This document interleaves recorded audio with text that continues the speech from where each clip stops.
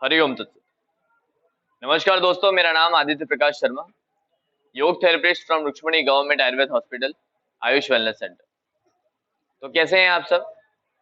आशा रखता हूं कि आप सभी का स्वास्थ्य बिल्कुल स्वस्थ होगा और सभी अपने घरों में अपने सारे मित्रजन, प्रियजन, परिवारजन और स्नेहीजनों के साथ खुशहाल होंगे, सुरक्षित होंगे। इसी मंगल कामना के साथ आज के इस वीडियो के सत्र का प्रारंभ करते हैं। तो जैसा कि मैं पहले भी बताते आया हूँ कि कोविड पैंडेमिक के कारण हमें रेगुलर जो यहाँ पे 7 to 8 की बैच चल रही थी उसे स्थगित करना पड़ा, जो कि फिलहाल वेट लॉस बैच के रूप में हमने फिर से चालू कर दी। तो आपके खुद के घर में या आसपास या अपने जान पहचान में जो भी वेट लॉस के पेशेंट्स हैं वो हमारे इस रुक्ष्मणी आयुर्वेद हॉस्पिटल के प्रांगण में मॉर्निंग 7:30 to 8:30 के टाइम पर आ सकते हैं, उस बैच में ज्वाइन हो सकते हैं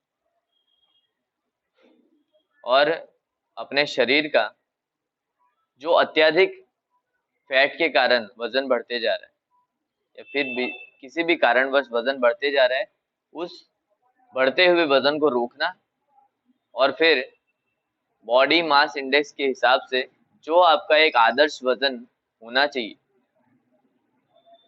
उस वजन को शरीर के ढांचे में लाने के लिए बिल्कुल सुरक्षित तरीके से, ना कि कोई दवाई लेकर, ना फिर कोई ऐसी एक्टिविटीज करके जो आप कुछ देर के लिए करें, कुछ दिनों के लिए, कुछ समय के लिए करें, उसके बाद वजन घटने के बाद जब आप उसे छोड़ते हैं तो उसे दुगना वजन बढ़ा लेते हैं। तो इस तरीके से हार्मफुल करने वाली कोई भी, साइड इफेक्ट करने वाली किसी भी चीज को उपयोग में ना लेते हुए योग से अपने शरीर को स्वस्थ रखें, स्वस्थ बनाएं, यही आशा है। तो खुद भी जुड़े, लोगों को जोड़े और कोई एक ऐसा पेशेंट है, कोई आपके कांटेक्ट में ऐसा है जो यहाँ नहीं आ पा रहा है, उस कारण ही हमने हमारे इस ऑनलाइन चैनल यूट्यूब और फेसबुक पेज, इस दो का शुरुआत इसीलिए किया कि जो पेशेंट हम तक नहीं पहुंच पा रहे हैं वो अपने घर में सुरक्षित तौर पर रहकर मोबाइल के छोटे से स्क्रीन पे हमारे इस योग के अभ्यास को निरंतर कर सके, अभ्यास कर सके, अभ्यास जारी रख सके। और तो चलिए, प्राणायाम की सीरीज जो चलती आ रही थी उसी को कंटिन्यू करते हैं और आज जो हम करने जा रहे हैं वो एक बहुत ही पावरफुल प्राणायाम।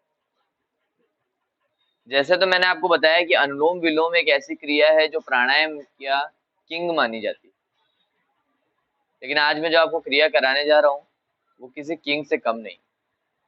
जहां तक मैंने अपना अभ्यास किया है तो इस प्राणायाम का अभ्यास कठिन है, लेकिन एक बार आपको अगर इसका परफेक्शन आ जाता है तो ये बहुत ही पावरफुल क्रिया है। और ये इसलिए मैं कह सकता हूँ कि इस बार जो कोविड पेंडेमिक के दौरान मैंने मेरी यूट्यूब चैनल बनाई, आप सर्च भी करेंगे आदि योगी आदित्य शर्मा से तो आपको मेरे यूट्यूब चैनल मिल जाएगी।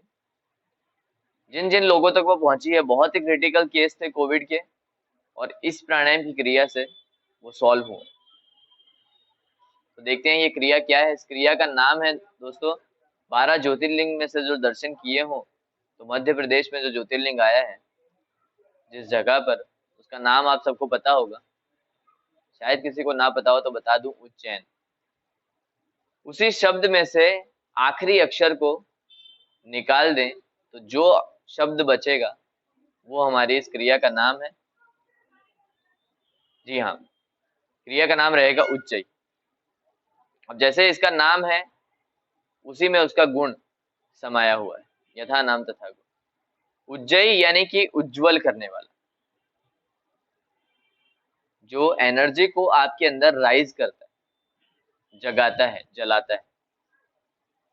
प्रज्वलित, उज्ज्वलित, ये सारे शब्द हैं उसके लिए।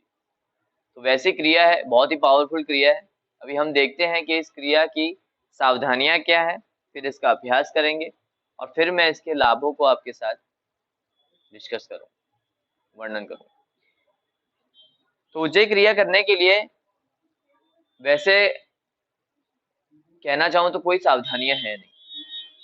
आप अपने कोई भी नॉर्मल जिस अवस्था में भी बैठ सकते हैं, अगर आपकी घुटने में प्रॉब्लम नहीं है और आप पलाठी, हो सके तो पद्मासन, नहीं तो अर्ध पद्मासन, ऐसे किसी भी स्थिति में बैठे।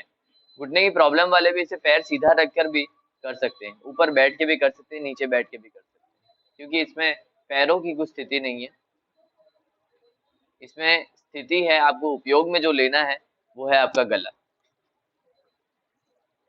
तो मोस्ट प्रोबेबली सारे लोग किसी भी प्रकार के कोई भी डिजीज हो, आप इसे कर सकते हैं। क्रिया आप कैसे करनी है मैं आपको बताता हूँ। उज्जयी क्रिया में दोस्तों आपको गले के भाग को टाइट करना है, संकुचित करना है। जैसे कि आपका गला कोई पकड़ने जाता है तो हम उस समय सबसे पहले क्या करते हैं कि गले के पोर्शन को एकदम कड़क कर लेते हैं। ठीक उसी प्रकार गले के पोर्शन को बिल्कुल टाइट कर लेंगे।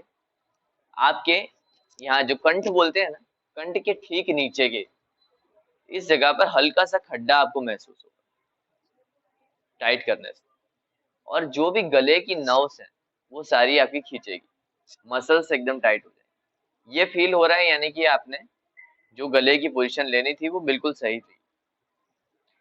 इतना करने के बाद आपको उसी खींचे हुए गले की स्थिति में सांस भरनी है और सांस छोड़नी है।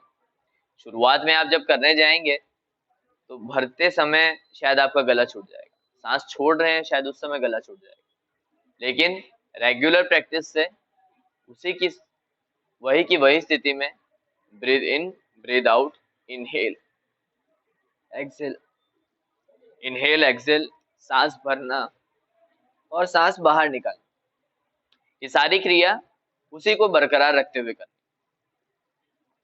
तो चलिए देखते हैं कि क्रिया की कैसे जाती है।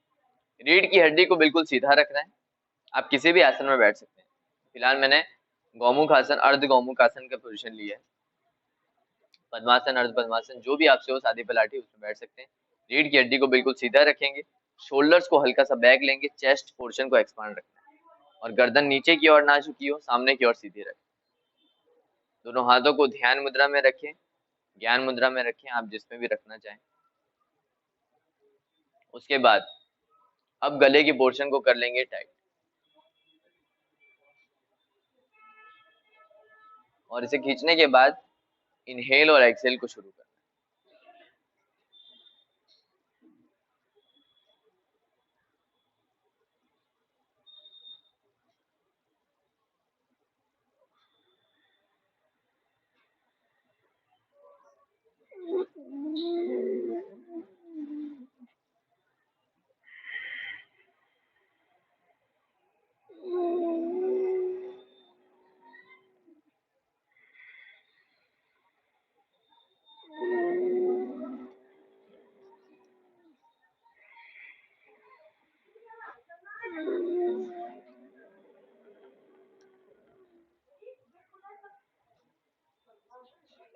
कुछ इसी प्रकार आपकी ब्रीदिंग चलेगी। खींचे हुए गले की स्थिति में इनहेल और एक्सेल दोनों होगा। मेरी इस क्रिया करने के दौरान आपको एक आवाज सुनाई दी होगी, लेकिन आपको क्रिया करते समय आवाज नहीं निकालनी। ये आवाज मैं भी नहीं निकाल रहा हूँ। जब क्रिया की लंबे अरसे की प्रैक्टिस के बाद आप भी जब अभ्यास करोगे तो आवाज स्वतः निकलेगी, ऑटोमेटिकली प्रोड्यूस। तो प्रैक्टिस करते जाएं, इस लेवल पे भी पहुंचेंगे। तो इस प्रकार की क्रिया है दोस्तों। अब मैं आपको इसके लाभ बताऊं तो सबसे पहले, क्योंकि आप देख रहे हैं कि गले की स्थिति से आपको इसकी एक्टिविटी करनी है, तो हमारे थ्रोट पोर्शन में ये सबसे ज्यादा लाभ देता है।